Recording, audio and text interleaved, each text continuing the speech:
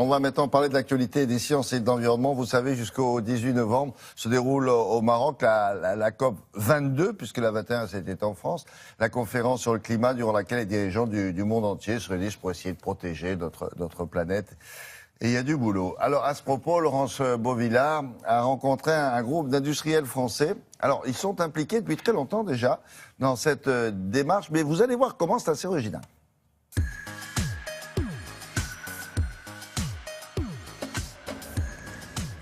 Vous savez ce qu'il y a là-dedans?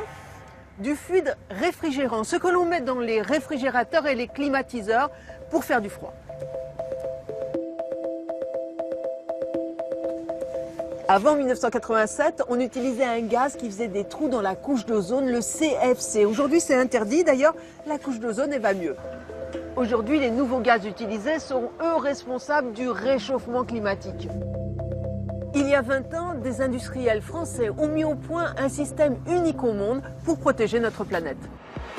Les acteurs de la filière froid et climatisation en France sont incités à récupérer le fluide frigorigène dans des emballages spécifiques afin qu'il soit traité, épuré et éventuellement remis sur le marché en fin de retraitement. Dès lors que l'on doit démanteler une installation ou procéder à une réparation nécessitant d'enlever le fluide frigorigène, nos fournisseurs mettent à disposition des emballages spécifiques qui vont nous permettre de conditionner ce fluide pour qu'il soit amené sur un centre de retraitement et ainsi être remis dans la filière industrielle.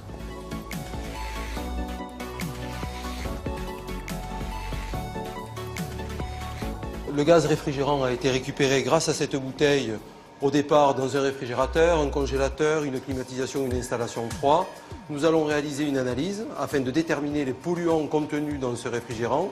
Et grâce à cet appareil, nous allons retirer un certain nombre de polluants, type huile, eau, incondensable, donner une deuxième vie à ce réfrigérant et lui permettre d'être réutilisé, ce qui a permis d'éviter l'émission de 45 millions de tonnes équivalent CO2, ce qui correspond environ à 2 années d'émission du parc automobile français.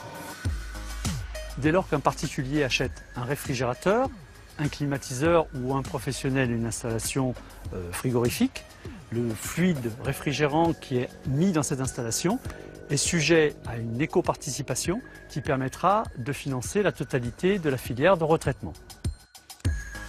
Dernièrement, ces industriels ont présenté ce modèle de chaîne de récupération de fluides réfrigérants devant une commission de l'ONU. Et l'on peut espérer que prochainement, toute la communauté internationale adopte ce modèle français.